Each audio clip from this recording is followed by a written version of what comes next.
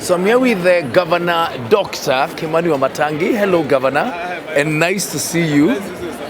10 years of devolution, and you've been there from the start. Where you started as a senator. What has the transition been like? One, let me say that from the onset, because I was, as you've said, I was lucky to have been amongst the pioneer senators. Devolution would have taken or been a false start, were it not that the levels of determination amongst several institutions of government. And let me start from probably the Transition Authority, then coming to hand over to the IGTRC. That particular part of the transition was the best for that matter, because that was now the foundation of what we have today.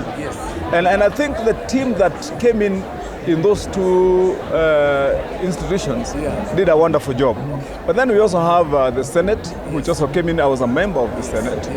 The National Assembly within the first years was also very willing, but then also not forgetting the role that has been played by the judiciary. And then we also were lucky as a country to have leadership that believed in devolution from the time when Moi Kibaki presided over the promulgation of the Constitution. So I must say that time was the right time for that matter. But then successfully, no matter the political challenges that we have been through all the transitions, all the administrations, the ownership of devolution has been throughout with everyone, irrespective of whichever side of the divide they have been. And so I believe that's where we can now see the results of what's been happening.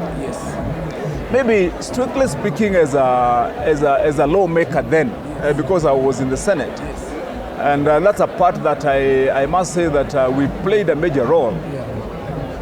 Some of the few areas that one would say, if they were in place, would have moved a bit quickly, was if we had set out proper structures in county governments just before.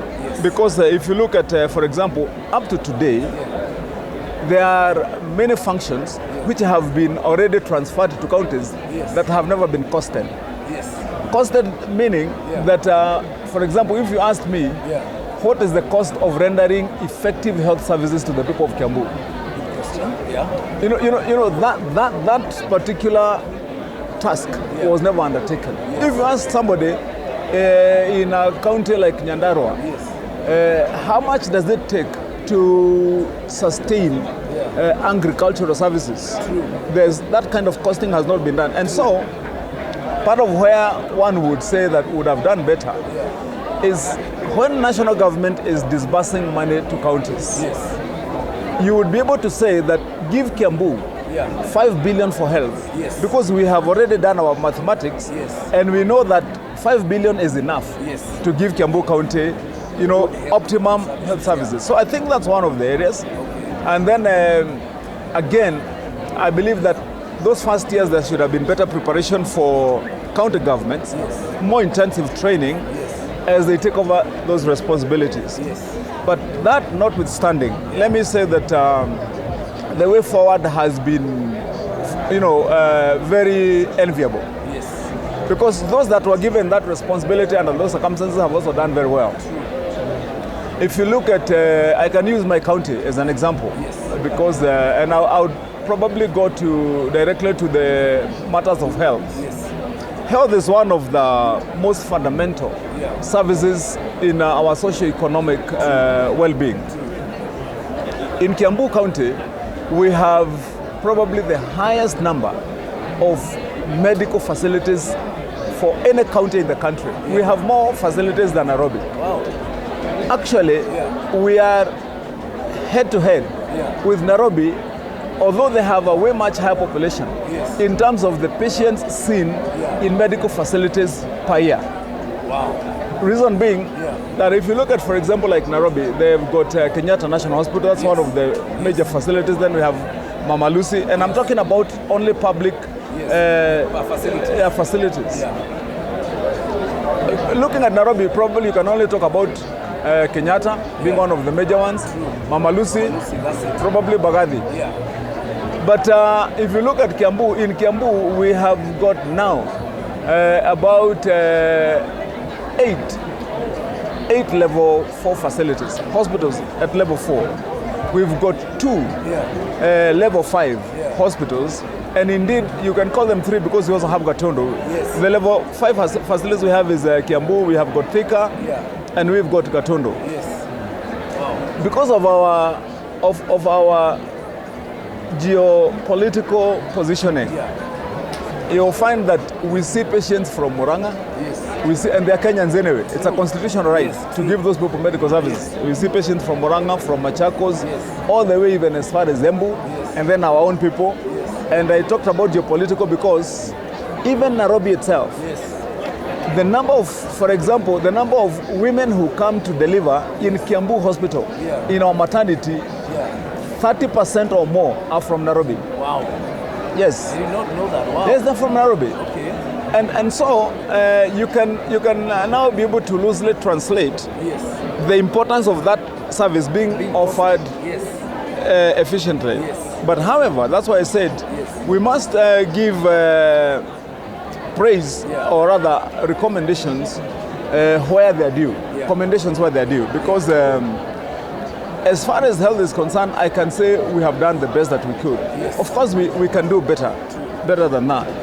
But one would have expected that health would have collapsed. Yes, true. If you just took it up and handed it over to counties.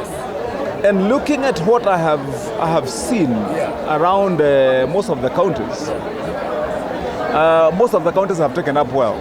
Let me probably just take a look at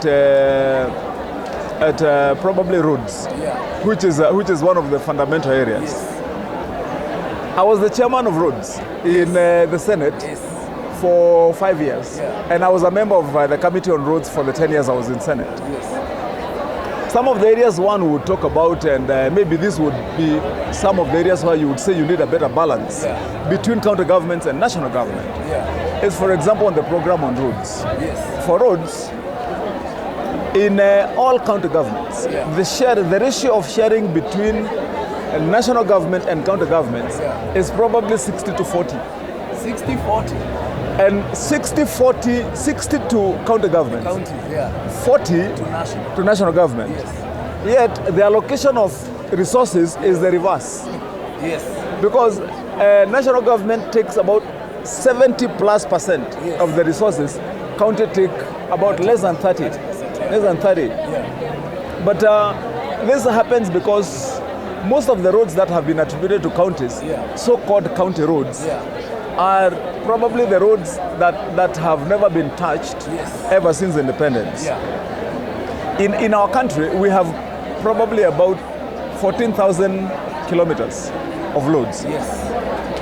Out of those 14,000 kilometers, national government takes responsibility for about, let's say about 3,000.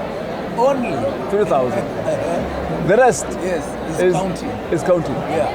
But because there's this thing called that those roads are,